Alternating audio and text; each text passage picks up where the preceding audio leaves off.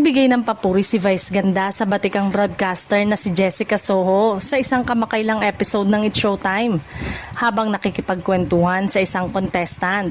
Hindi itinago na ang kabogable star ang kanyang paghanga sa veteranang mamamahayag at sa patuloy na tagumpay ng programang Kapuso Mo Jessica Soho.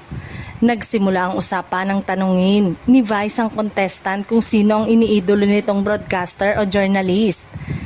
Agad namang isinagot ng kalahok ang pangalan ni Jessica Soho. Nakangiting sumang-ayon si Vice at sinabing yes, we love Jessica Soho na ikinatuwa ng mga manonood.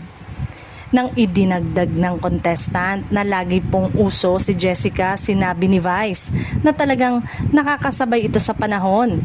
Aniya, nananatiling relevant ang veteranang mamamahayag dahil sa kalidad ng kanyang programa at sa paraan ng paghahatid nito ng iba't ibang kwento sa patok sa publiko.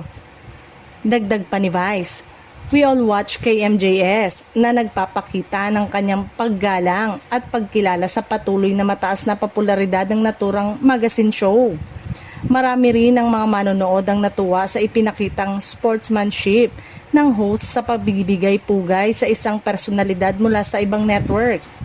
Umani ng positibong reaksyon online na magkasunod na pangyayaring ito kung saan ipinakita ng ilang kilalang personalidad sa industriya ang kanilang suporta at paghanga sa kapwa nila entertainment at media. Para sa maraming netizen, patunay ito na higit sa kompetisyon ng paggalang sa talento at dedikasyon ng bawat isa.